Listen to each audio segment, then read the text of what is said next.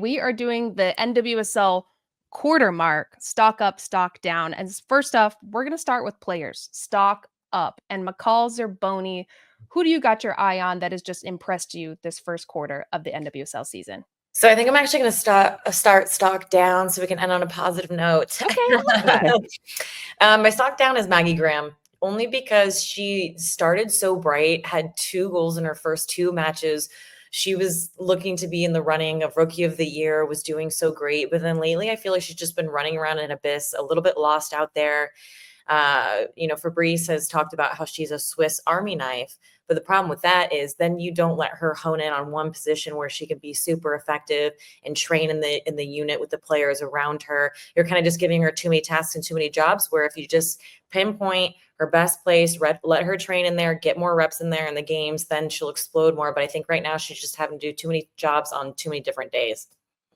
Oh, that's a good choice. Man, I hate saying my stock down player because this was at the beginning of this show, our very first episode, I had to pick my midfielder of the year, and she's just not it right now. And this is who I picked, and it was Jaedyn Shaw. I think she's my stock down player for club and country. She just hasn't quite found her footing yet this year. I think her game's gone down a little bit, and I don't know if it's due to training environment, maybe something's going on outside the field, but I don't know if it's because of the way Courage is playing her.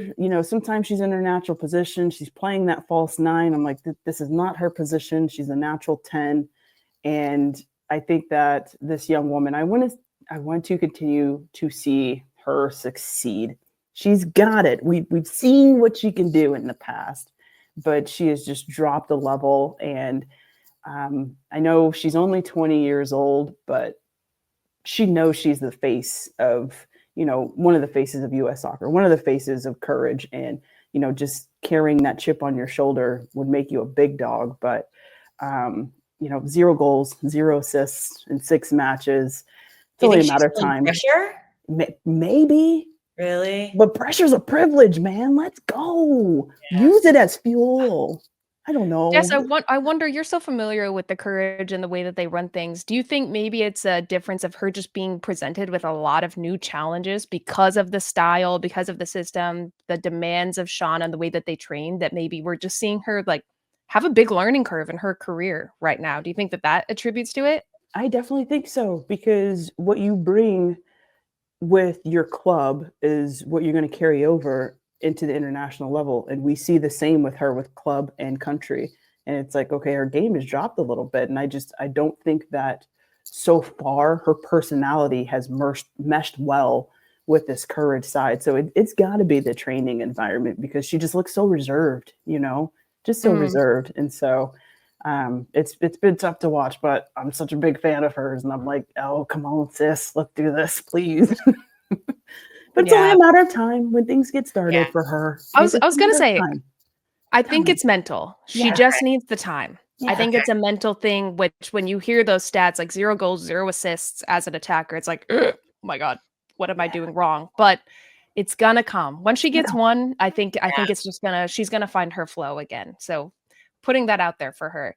I am going with Christen Press from Angel City. Not because of her play, it's because we haven't seen her play. To me, I have so many question marks with Angel City. When Alyssa Thompson went down, Giselle Thompson was pushed up top. And I'm scratching my curls thinking, you have Christen freaking Press on the bench. Even if she can only play 45 minutes, let the girl play 45 and then make the adjustments. Let her cook. We need to see her. We need to see her get minutes again on the field. Let her find her flow. So to me, it's, yes, Christen Press, but it's kind of Angel City's coaching staff, because I'm like, we need to see more of her. And Sam Lady actually came out and said, yeah, it was a mistake. I should bring her in more into the match, because she's only played, Jess, I think you said 46 minutes total in the season so far. Mm-hmm. The legend Christen Press. Christen Press. I mean, come on. That one's crazy. Even if she slowed down a notch, it's still clocking a very high speed, and her wisdom on the field. Yes. It really is difficult to keep up with her, because she is so smart the way that she runs. And if not creating a goal for herself, she'll create more for the others around her. Exactly. Mm-hmm. And the leadership, they have such a young team. Bring in a leader. even if she can't do what she used to do, which that just comes with being injured for a long time. She'll get back to it, but just give her a chance. Give her the chance. We want to see her cook. Just Let her impress. cook. Yes.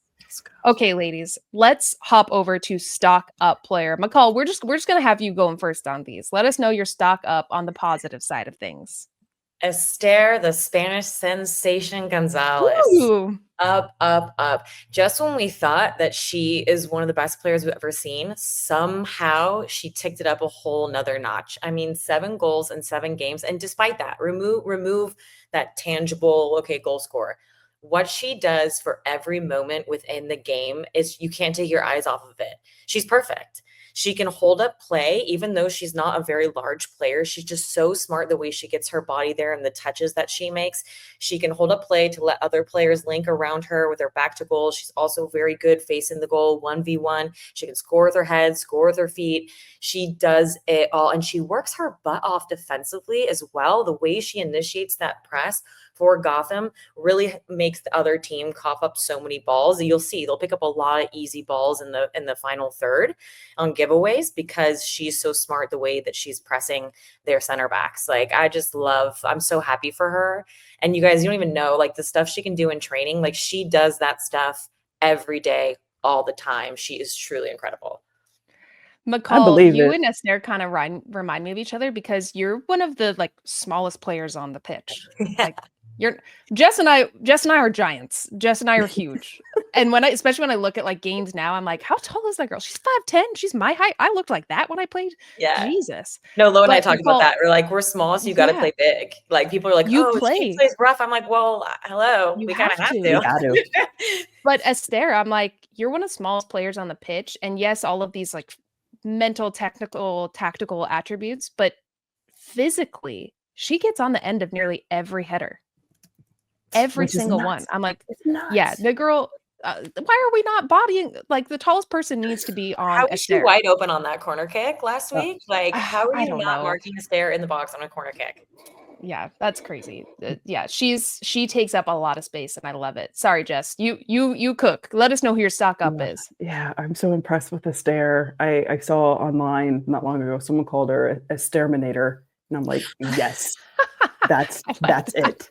Oh my gosh. Mass hysteria. Yeah. I love it. This is amazing. Oh man. But my stock up player, because I had the honor of playing winger at the end of my playing career. I gotta go with Cascarino, boy. Oh my goodness, that girl's been cooking. She's honestly so much fun to watch.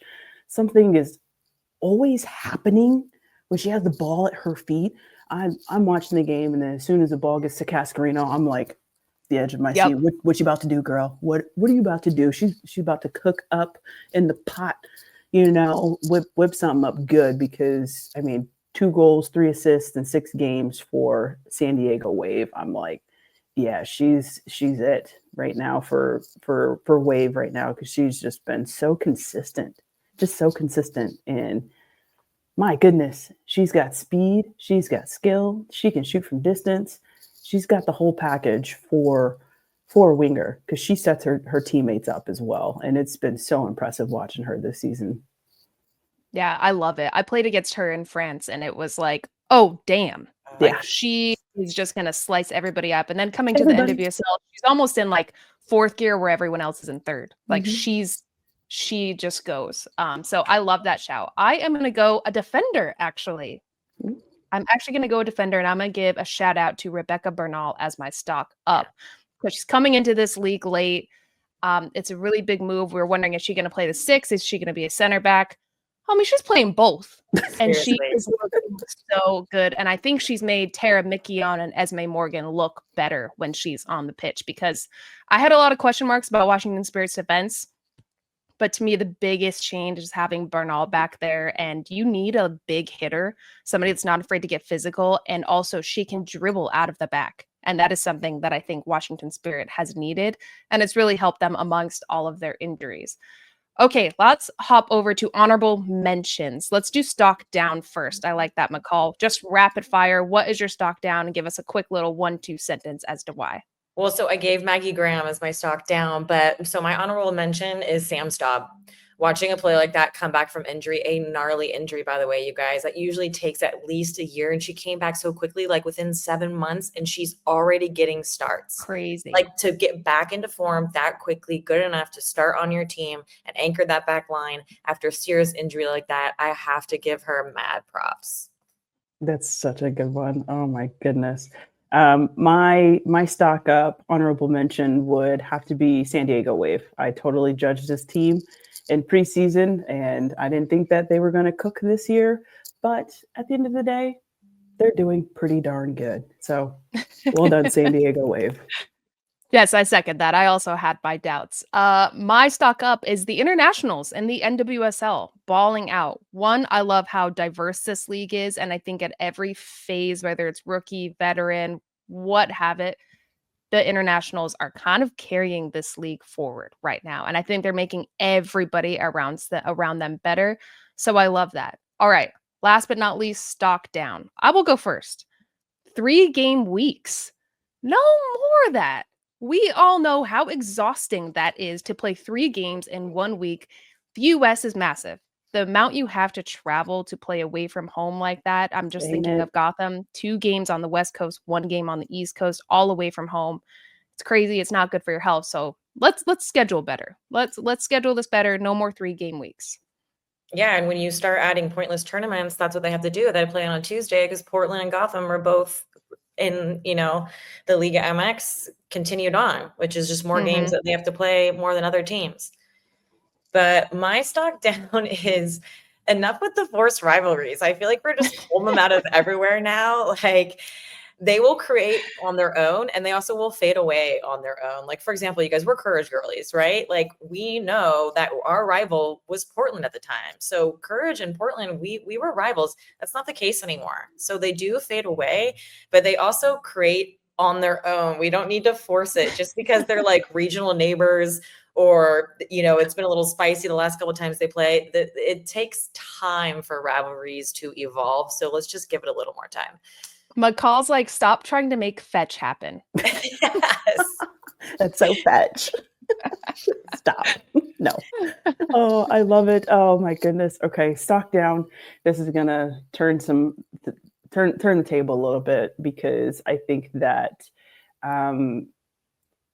the hiring of ex-NWSL players hasn't worked quite yet. I think that we need to have a better system in the United States to have these American players who want to become coaches get more experience as a head coach, because the least amount of experience that a lot of these American coaches have had, the least successful that they have been in this league. And so that's my stock down honorable mention. Obviously, I want to see them succeed, but at the end of the day, it hasn't worked. And I think experience and setting these coaches up for success is something that our system needs to do for these head coaches if they're going to jump into such a big role in this league, because we're in a big cage filled with lions here and some have been thrown under the fire. So I think at the end of the day, our system needs to set these coaches up for success and give them a longer